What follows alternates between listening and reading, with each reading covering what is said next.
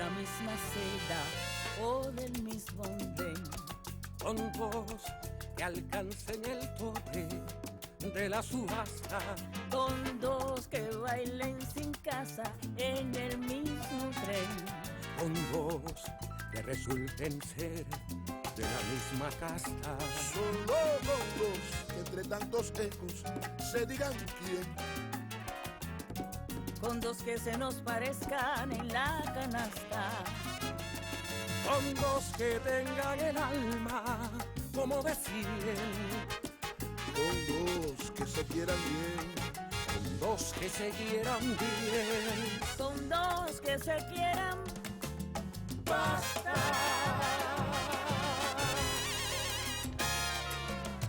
Muy buenas noches. Estamos en Con dos que se quieran tres, ahora aquí en los históricos estudios de la EGREM. Hoy nos acompaña una profesora, una de las personas más importantes para el periodismo cubano, una escritora de excelencia y una persona que en los últimos años nos hemos acercado mucho a partir del respeto, el cariño. Ella es una mujer muy simpática y es un milagro de la naturaleza porque mi invitada tiene 87 años y yo parezco su abuelo. Entonces, para mí es una alegría tremenda que haya aceptado mi invitación y tener hoy con nosotros y por supuesto con ustedes a Marta Rojas. Marta, todo el amor del mundo para usted. La trato de usted como nos No me maneja. trate más de usted, que el hijo de Consuelito Vidal no me puede tratar de usted. Yo esas cosas las pregunto. No voy a hacer que ahora todos estábamos fascinados aquí en el set, todos los técnicos, de la manera en que Marta pasó por arriba de alfombras y de un raíl del dolly, con una agilidad tremenda. Es como una persona que no tiene edad. ¿Cómo has logrado, además de la genética seguramente, mantenerte tan fresca, tan lúcida, tan bella, tan ágil? Debe ser porque yo tengo un cerebro positivo. Como todo lo rige el cerebro. Porque es impresionante, a todos aquí nos ha fascinado. Voy a empezar hablando de la Marta escritora. Es cierto que cada vez que yo, y lo he tenido que hacer varias veces, me meto en algunas páginas, siempre ponen periodista como primero. Y sin embargo, Alejo Carpentier, en algún momento, y tú me dirás en qué contexto, dijo Alejo, ágil y talentosa escritora de profunda vocación periodística, estilo directo y preciso, donde mostrar muchas cosas en pocas palabras, y novelista por instinto. ¿En qué contexto Alejo dijo esto y refiriéndose a qué? Bueno, Alejo lo escribió en el prólogo que hizo para el libro El juicio del Moncada, pero lo dijo mucho antes, en el año 60. En el 60 salió una edición muy pequeñita, pequeñita en cuanto al formato, del juicio del Moncada, dividido en 3 partes, que me lo hizo un joven uruguayo, Humberto Gaviria se llamaba, que me lo pidió prestado a los originales y hizo el libro. Y Alejo hizo la primera feria del libro en el Parque Central, y él se lo leyó de un tiro. De un tirón. ¿Sí? Y un día me vio en la editorial nacional que él dirigió y me dijo eso verbalmente. Y yo le dije, Alejo, ¿por qué usted me dice eso? Dice, porque yo me leí ese libro, pero me leí que me parecía que yo me estaba leyendo un cuento, que me estaba leyendo otro tipo de libro, porque lo vi todo. Vi todo el ambiente, no solamente, no era un sumario, un ensayo, sino yo viví todo lo que pasó en aquel juicio. Porque tú hablas hasta de las luces, del caminar, del que es rectangular el lugar, todo.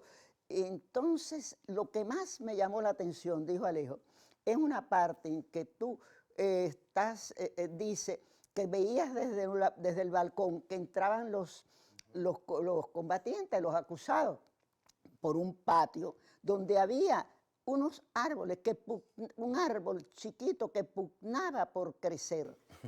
Entonces, eso me hizo pensar que era la revolución que pugnaba por crecer, porque no describiste el paisaje, sino el individuo o los individuos dentro del paisaje. Claro. Y así es como se hacen las novelas. Tú no puedes describir un paisaje que es así, así, así, así, así, sino incorporar, y eso tú lo hiciste de manera instintiva.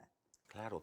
Ese fue el texto. Después, posteriormente, y cuando hubo otra edición, mucho tiempo después, unos cuantos años después, me le hizo el prólogo que tú conoces. Y incluyó esto. En el prólogo lo hizo constar eso. Bueno, en los últimos, bueno, tú habías publicado, aquí yo traje hasta una mesa auxiliar, me tuvieron que poner aquí. Claro, que no se ¿De usa. dónde tú conseguiste estos libros? Bueno, tú sabes que uno va consiguiendo las cosas lentamente, lentamente. Aquí está todo lo que es la obra que no es ficción.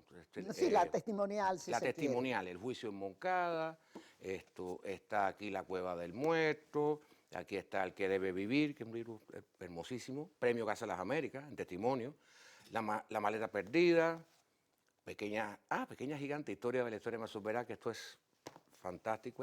Esto debía estar en todas las escuelas. No sé si está en todas las escuelas, pero debía estar en todas las escuelas. Escenas de Vietnam, que está aquí, pero está, ¿viste por qué necesitaba la obra? Aquí está mucha de tu obra de ficción. Aquí está el primero, que se publicó en Chile primero, ¿no era? Chile. En Chile, Sí. El columpio del rey Spencer, y está el último, del que hablaremos al final. Este es el último publicado, quiero decir. El harén de Oviedo. Marta me trajo el equipaje amarillo, pero me trajo la edición china. Entonces, aquí todos hemos estado todo el tiempo. A ver si hay ratas. No, a veces hay ratas. Sí hay ratas en el libro. Es una edición preciosa porque la que se hizo en Cuba se agotó. Inmediatamente. Inmediatamente. ¿Cuánta satisfacción te trae el hecho de saber que haces un libro y tiene tanta receptividad? Porque tú eres una persona que el público lector, por supuesto hablo de los lectores, acosan. Es decir, tú eres una de las que tiene ese privilegio, de que tus libros se agotan. A lo mejor es por los temas que tomo.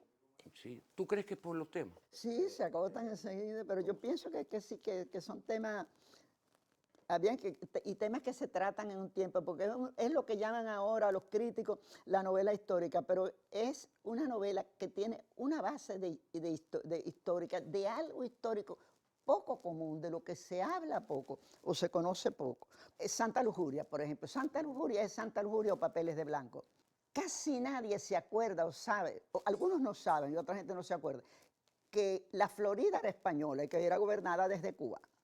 Tampoco se sabe, salvo los eruditos o los que están muy, muy metidos en eso, que los papeles de blanco se vendían por una célula real. O si un español tenía una relación con una negra o con una india, etcétera, y quería prohijar a su hijo, le compraba los papeles de blanco que valía 300, 500 u 800 según la calidad que quería, según el color que tuviera la piel. Mientras más claro era más caro, para que no se confundieran con la nobleza, en reales de vellón. Y eso es una célula real que está en el archivo de India. Ahora, aquí está esta novela, es la última novela que se ha publicado, Las campanas de Juana la Loca. Y tú me has hablado con mucho entusiasmo de esta novela. Me has hablado con más entusiasmo de esta novela que de ninguna otra. O sea, se ve que es como la niña de tus ojos. Es la que más me gusta. Es la que más te gusta. Para mí. Sí, claro. Y además ha tenido, leí yo, críticas extraordinarias en muchos lugares del mundo donde se ha editado. Leí una crítica muy buena. Se editó primero en Argentina, en Argentina. ¿no? En Argentina. Fue de los 10 libros más leídos en el 16, cuando se publicó en Cuba. Bueno, ¿y qué anda por ahí, como dicen la gente, en el horno? Pues no es en el horno. Pero te quiero decir una cosita más. ¿Quieres hablar de esto? Brevemente, sí. Sí, no, brevemente no, como tú quieras. Esa novela transcurre en casi 400 años, casi 4 siglos. Entonces, para eso yo me ideé un lector de tabaquería que supuestamente está leyendo un libro antiguo para los primeros siglos. ¿Y qué elemento tiene? Que la primera mina de cobre que se conoció en el Nuevo Mundo fueron las minas del cobre de Santiago de Cuba. Y le mandaron a Juana, que era la hija de los reyes católicos, unos paquetes, Sí, que de unas loca. cajas de esa cosa que encontraron un fango así amarillo. Y ella dijo que no le mandaran eso, que eso no era oro, que ella quería pepita de oro. Claro, sí. Pero era muy inteligente y entonces lo mandó a investigar qué cosa era.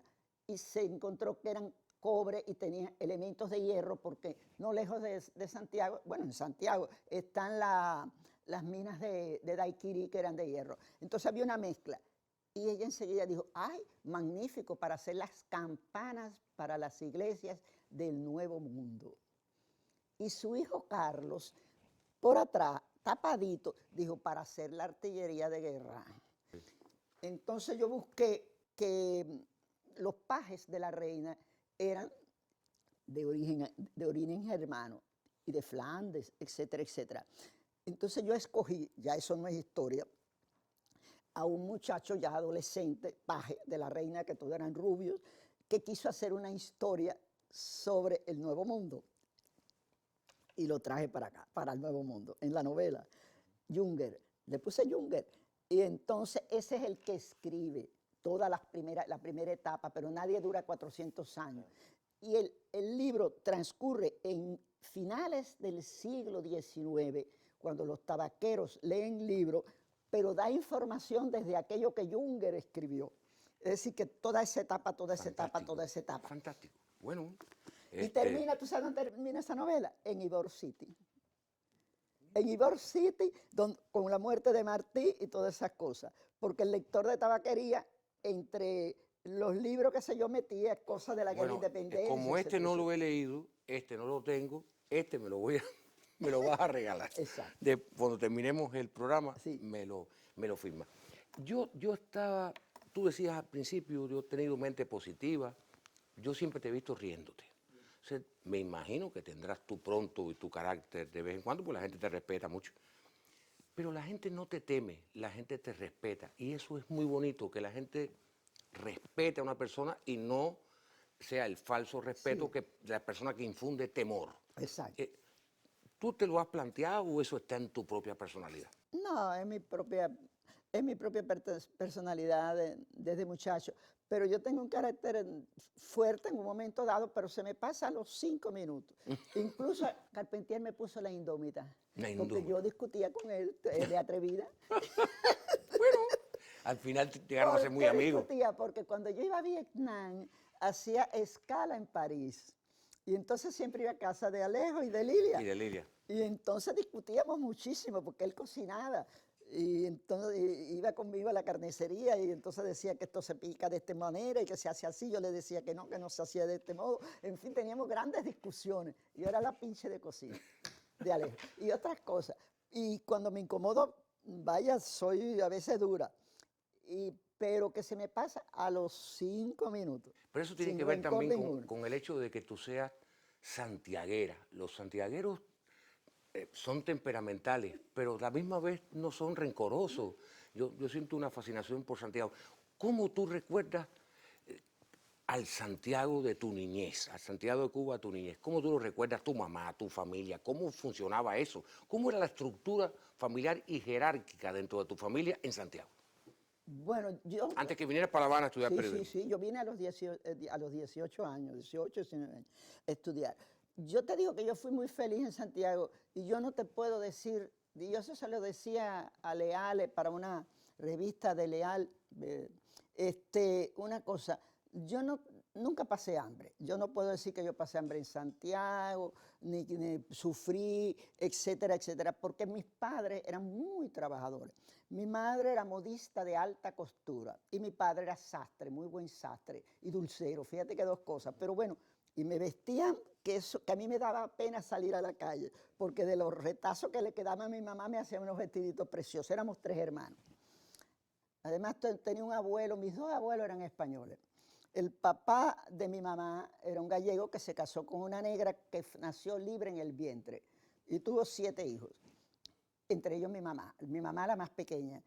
Pero mi mamá se enamoró de un oriental porque vino un viaje aquí a Matanza o a La Habana, conoció a mi mamá y se la llevó para allá. Y mi abuelo, el gallego, dijo, no, mi única hembra se fue a vivir a Santiago. puso su negocio de dulcería en Santiago. Y además, y a partir de ahí yo era la niña de la abuelita, así que con eso te resumo que yo no pasé ninguna dificultad.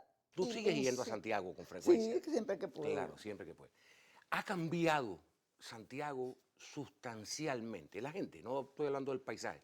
El paisaje Chico, muta. bueno, han cambiado algunas cosas, pero sustancialmente no tanto como La Habana. No.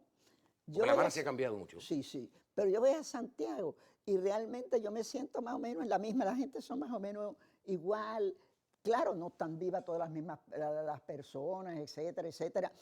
Pero no ha cambiado en la forma y en el sistema, no ha cambiado. Santiago tiene ese sabor igual.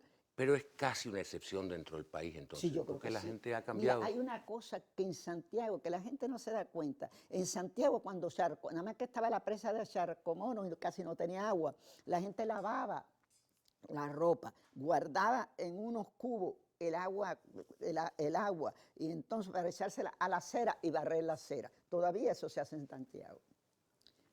Así, cosas, vaya como esa. A mí Santiago, en fin, me gustó mucho. En Santiago aprendí a montar bicicleta,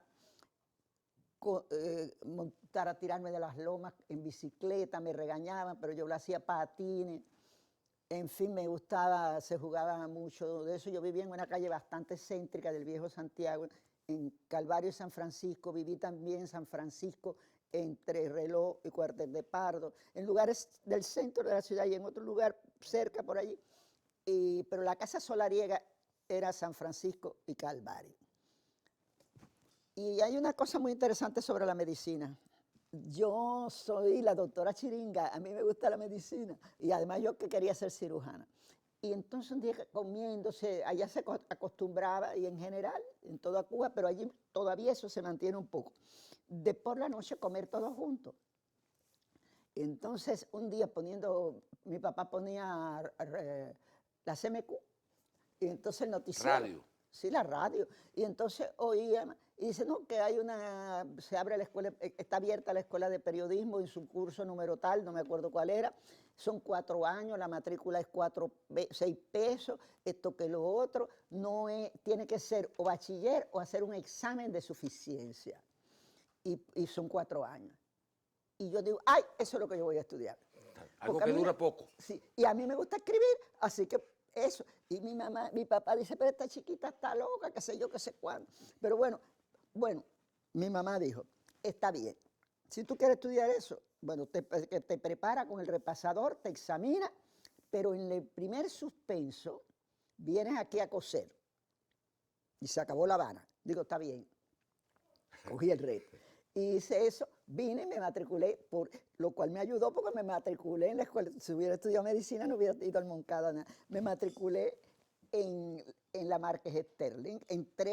Entré por examen, por cierto, que hay una cosa interesante en mi casa, aunque no eran intelectuales, mi papá y mi mamá y todo leían muchos libros de moda, y en los libros de moda también había cuentos y otras cosas, pero un barbero amigo de él le regalaba libros en general y lo dejaba ahí en la casa, y yo me leí en forma desfasada, porque no era para mi edad, libros de Henry Barbusse, libros de Honorato de Balzac, me leí Madame Bovary de Flaubert, en fin, muchísimos esos libros que no eran de mi edad, pero me los leí.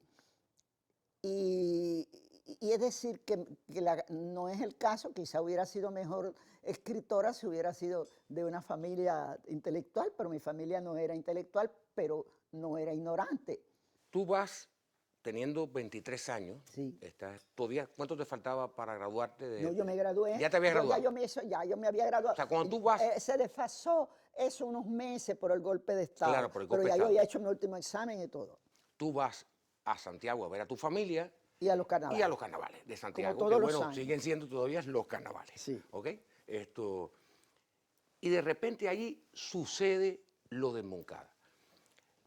La historia es bastante conocida de cómo es que tú llegas y Panchito Cano, el fotógrafo, o sea, cómo ocurre todo eso, la puedes contar. Pero en el medio de mi investigación para tu entrevista, yo me quedé pensando en que tú has contado en algún momento, está en tus libros seguramente, que cuando tú vas a ver a Aide y a Melba, que están en la cárcel, a ti te impresionó la mirada indescifrable de Yeye, de Aide. Tremenda, nunca se Entonces, me olvidará. quería, como sabes que hablar de Aide es una cosa que me emociona, porque la quise, a Melba también, por supuesto, pero con Aide tuvimos una relación entrañable. Esa mirada, que me cuentes cuánto cambió en ti. Bien, como tú bien dices, bueno, yo estaba en los carnavales con Panchito y pensaba hacer un reportaje, una crónica del carnaval, suenan los tiros, etcétera. Estamos en el cuartel Moncada, entonces Panchito, que si era un hombre, yo creía que era un viejo y tenía 40 y pico de años nada más, pero bueno, entonces Tú tenías 23. Sí, Claro. él sabía mucho, era un hombre muy experimentado, un gran fotógrafo. Y él camina y cuando regresa donde estoy yo, me dice, mira, cuando yo vine de allá, de atrás del baño, yo miré a la izquierda y hay dos mujeres, porque se habían dicho que no había Que no nadie había preso. mujeres. Si tú pides ir al baño, no te van a decir que vaya al de la tropa, sino uno que está lejos, que es el de los oficiales, porque el de la tropa estaba abierto. Y voy allá, y al regreso vengo despacio y miro así. Estaba ella balanceándose, Aide, la rubia. Yo no sabía que era Aide, era la rubia. Y la trigueña estaba de espalda, que le estaban mecanografiando, evidentemente las declaraciones que era Melba. Y entonces, cuando yo voy caminando hacia ella, me mira así. Esa mirada de Aide fue una cosa, era una mirada tan rara, como de intriga, de pregunta, de desesperación y de molestia. ¿Ves? Pasa eso y yo sigo caminando y viene la conferencia de prensa. Digo, yo quisiera hacer una pregunta porque yo me acabo de graduar. Dice, tú eres la hija de Roja Alzate. Sí. Dice, hazla, casi como una cosa. Y le pregunto a Chavián, ¿quiénes son las dos mujeres que están ahí presas? Y él me dijo, aquí no hay presos, todos murieron en el combate. Pero un individuo que está ahí, un soldado, una cosa, le dice algo y dice, bueno, a lo mejor en el momento que estamos aquí cogieron algo. Y se quedó eso así. Y en el juicio, un día hay un receso, había un calor tremendo. Yo veo a Melba y a Aide. Yo estaba sentada detrás de donde estaban los abogados a mano derecha. Y aquí en esta primera fila del banco, así, a la punta de la fila, estaba Aide y aquí Melba. En un lado Aide y al lado Melba. Y se estaban secando el sudor con el mismo pañuelo, un trapito, no sé si era pañuelo o un trapito. Y yo llevaba un pañuelo negro de hilo con unas maripositas amarillas, me acuerdo como si fuera ahora pintada, que lo había comprado en el Encanto. Y yo le digo al alguacil, un alguacil que había ahí, digo, mira, dale este pañuelo a aquella rubia. Y entonces ese alguacil, era un viejo, va allí y le da a Aide el pañuelo y le enseña que quién se lo manda, que soy yo. Y es la primera vez en la vida que yo vi a Aide sonreírse. Nunca se me olvidará su sonrisa, fue una sonrisa tan cariñosa, era algo extraordinario. Y entonces yo le hice así. Y a partir de ese momento, mira, me sentí mejor, no sé por qué, pero cuando se terminó esa etapa del juicio, salían ellos, cuando te digo ellos, salen todos los que están, los combatientes, porque ya Fidel en el tercer día lo habían sacado porque cada pregunta de él era una acusación. Entonces salen por un pasillo. Yo me pongo en la puerta como los demás periodistas, no era yo la única que me puse, para verlo pasar por el pasillo. Y Aide iba caminando al lado de Melba, pero así por el pasillo. Y se acerca a mí, tú la conociste, y me dice, así, yo estoy parada que estoy mirando, y me dice, Jovellar 107. Bajito, Jovellar 107. Y yo no dije nada, pasé. Vine para La Habana, cuando se acabó todo eso, y fui a Jovellar 107 a ver qué había ahí. Y entonces una gente en la puerta me dice, no, allá arriba viven los padres de Melba. Fui y ahí conocí la casa de Melba y era el contacto. Es decir, que Aide tenía una especie de clarividencia. No sé, ella hizo la evolución, dijo, en Jovellar porque ponerme en contacto, pero ya iban para la cárcel, claro. Pero de todas maneras, ese fue el contacto. Y después, muchos años después, yo le pregunté, muchos años no, cuando ellas salieron de la cárcel ahí un día, le dije, ¿por qué tú me miraste así con ese odio aquel día? Dice, no era odio, era una rareza. A mí eso me incomodó mucho. Digo, ¿pero qué es lo que te incomodó? Yo no hice nada.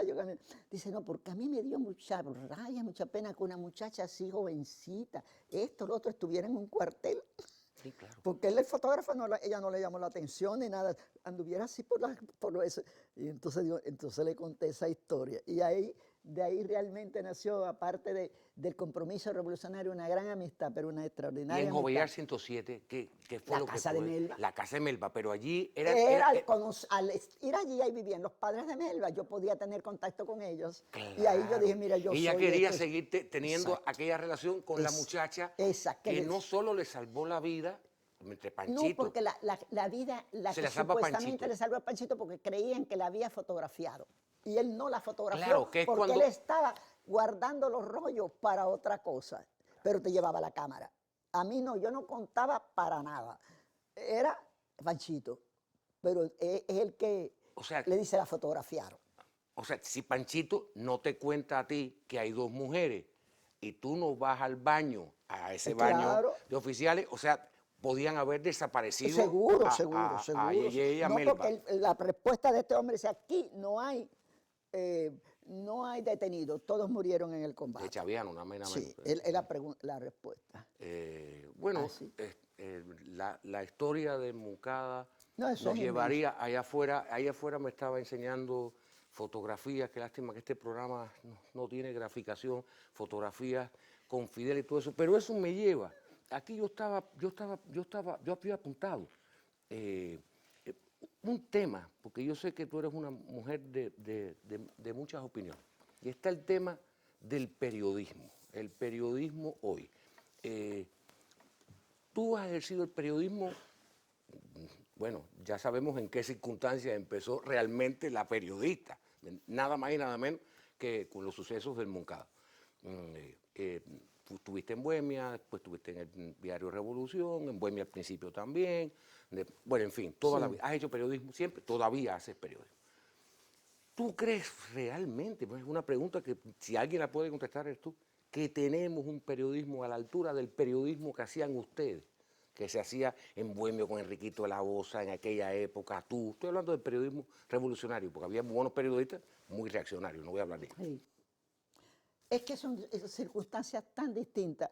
Aquel era otro tipo de periodismo. Yo un periodismo más profundo, más político, tiene otras cosas, pero allí había una cosa que ahora ha faltado, que es que no se han imbricado las generaciones de periodistas. Por ejemplo, cuando yo entro tan jovencita, está un Enrique de la Osa, que conoció a Villena, que conoció a Carpentier, que es el grupo Los 13, a Fina, en fin, y otra generación un poco. Es decir, hubo una imbricación que yo pienso, ese es mi punto de vista, que en la etapa revolucionaria eso, y sobre todo en los últimos años, se rompió, y sobre todo a partir del periodo especial, que se redujeron las páginas de los periódicos.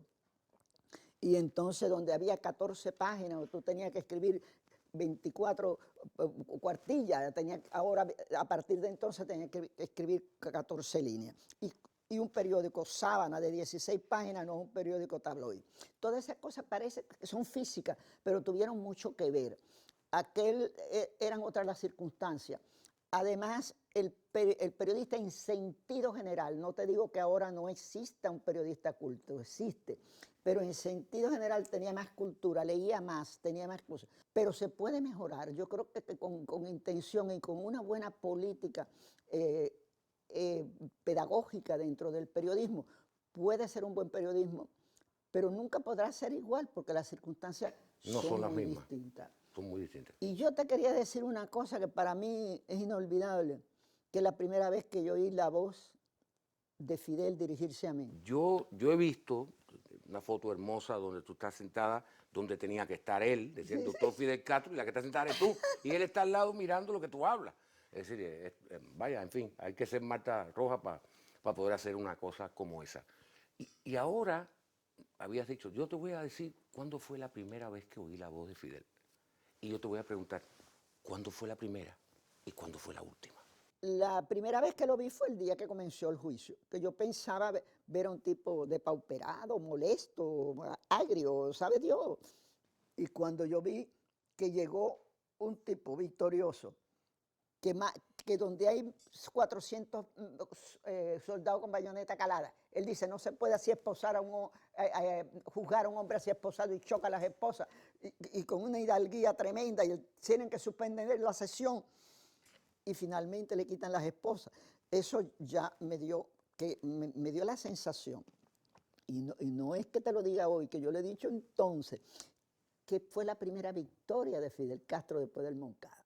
Pero el 16 de octubre, cuando él termina, hubo dos cosas en lo que hoy conocemos como la historia me absolverá, que extraordinaria. Una de esas cosas es que en un momento dado dice, gracias por la atención que me están prestando, ojalá tenga aquí a un ejército entero. ¿Por qué? Porque tanto en el juicio del Palacio de Justicia, que era una sala inmensa, como en este, que era chiquito, los soldados que estaban agresivos se fueron relajando y terminaron con el fusil así oyendo a Fidel. Por eso él dice, gracias por la atención que me están prestando, ojalá tenga aquí un ejército entero. Cuando él habla de la reforma agraria, de esto, en fin. Entonces, en otro momento él dice, tengo como único público, ya en el juicio chiquito, a 6 periodistas, en cuyos órganos de prensa no podrán publicar nada. Pero cuando se terminó ese juicio, él estaba solo en ese cuartico con la gente del secretario del tribunal, y eso porque los magistrados habían salido a discutir la sentencia, etc. Y se dirige va donde estoy yo. Están ellos, él hace así. Y se acerca a mí, pero muy cerca. Tú lo has oído, tú que lo conoces, sí, lo conociste. lo conocí sabes mucho. que él tenía un estilo luego que hacía un poco de conspirador, de secretismo. Sí, claro.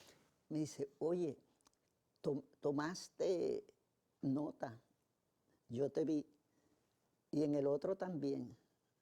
Y digo yo, bueno, todavía en este estamos chiquitos, pero en el otro que estamos más lejos. Dice, pero tú sabes una cosa, no te van a publicar nada, porque esta censura se extiende. Esto se extiende, la censura de prensa, y no te van a publicar nada. Pero bueno, yo te vi tomar nota. Y entonces yo dije, bueno, a mí no importa, yo lo voy a guardar. Algún día se va a publicar, yo lo voy a guardar. Y entonces él me miró así, y me hizo así, como diciendo, guarda. Guárdalo, sí, guárdalo. Una ceñita. Digo, algún día, una ceñita, me hizo así, fue un gesto. ¿Cuánto tiempo se demoró en publicarse? Bueno, la primera vez que se contó el juicio fue esa que tú dices de la foto que tuviste. Porque es que hubo una conferencia de prensa con periodistas internacionales. Y había nacionales también. Pero las cosas que le preguntan es cómo fue el comportamiento de los combatientes que estaban allí, y de él en particular, ante aquella situación tan tremenda. Y él empezó a hablar. Y me vio. Yo estaba allí como uno más. Y me dice, mira, aquí hay una que sabe más de eso que yo, porque a mí me sacaron el tercer día del juicio grande y les puede contar. Y entonces me llama, dice, Marta, y me da el micrófono. Entonces yo empiezo a hablar, a contar lo que, como periodista. Y me dice, no, siéntate. Y en la silla donde estaba él. Yo no miraba para atrás por nada de la vida, porque digo, yo no sé. Entonces, pero yo, como yo no iba a decir ninguna mentira, conté todo eso muchísimo rato. Estuve muchos años por Cuba, por aquí, por allá, etcétera. Pero etcétera. ¿cuándo fue la última vez? Fue como 4 años, 3 años antes de él morir. Hubo un acto en el Palacio de las Convenciones que él estuvo horas y horas allí. Y entonces yo hablé y él me llamó y vaya, hablamos de muchísimas cosas y en general, muy generales, entonces, pero fue la única vez que la vi físicamente, entonces me llamó así, me saludó, en fin, todas esas cosas. En fin, el día que Raúl dio la noticia, yo estaba sentada con una compañera y cuando yo vi que entró Raúl, digo, murió Fidel. No sé. ¿Lo presentiste? Lo presenté, pero vi la cara, digo, Raúl con un papel en la mano. Entonces, efectivamente, él dio la noticia. Y yo lo que hice fue inmediatamente irme para, para el cuarto de estudio, sentarme en la máquina, en la computadora y escribir un artículo donde decía, pero no lo pudieron matar, murió de muerte natural. Mi última pregunta tiene algo de conspiración. Te la voy a hacer, te voy a despedir antes y después te voy a hacer la pregunta y después te voy a dar un beso. Mira toda la secuencia. O sea, primero voy a decir que para mí y para mis compañeros, tu viejo amigo Iván Nápoles, que está con la cámara de tantas aventuras en Vietnam y de tantas cosas, claro, los ojos de Santiago y todos aquí, ha sido realmente un privilegio tenerte aquí en el programa. Te doy, tú sabes, Marta, tienes mi cariño, tienes mi respeto y tienes mi admiración, que es más importante que todo lo demás. Mi última pregunta es la siguiente. ¿De verdad tú crees que Fidel se murió? Para mí, está tan vivo por todo su pensamiento, por todos los recuerdos, como cuando lo vi la primera vez. Pero espiritualmente, en una forma muy especial, a mí me parece que lo siento como si estuviera vivo. Siempre pienso cómo pudiera haber reaccionado ante esto. Ese es un privilegio de nosotros, porque a lo mejor no es así, pero yo creo que sí, que lo quisimos y además lo entendimos y conocimos su personalidad en todo sentido. Pues piensa así, tú sabes, una de las cosas que a mí más me impresionó y siempre me gustó de Fidel, siempre, desde la primera vez que lo vi, una cosa que yo creo que todos debemos de tratar de hacer, que es convertir el revés en victoria. El Moncada fue un revés, el Moncada fue un fracaso, la victoria fue el juicio desde el primer instante que se impuso allí ante todos esos jueces y toda esa gente y dijo eso. Y en la revolución prácticamente todo fue así. Esa es una constante que ojalá siempre exista. Bueno, pues yo te voy a decir una cosa a modo de confesión. Yo sí estoy esperando cualquier día que me vuelva a llamar por teléfono. Te quiero mucho. Un beso grande. Te quiero mucho.